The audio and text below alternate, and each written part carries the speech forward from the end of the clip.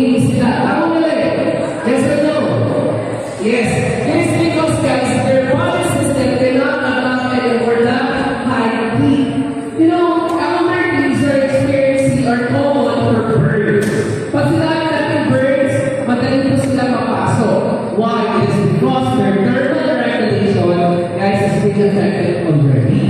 So in that situation, there are risks about the change in our climate. So if this already guys at risk, what would be the possible solution na gagawin ng isa na para kayo? Aside from listening on our seminar, ano sa tingin mo tayo may tulong?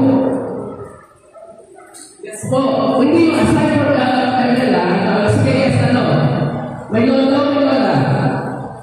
Meron lola? Hindi? Meron. O, hindi malapit. Pero sa tingin mo, ano may tulong mo para matulungan yung malapit na kamag-anak? Nahiya ka sa mga po. Sige, gusto mo. Ano? O, diba? Para matulungan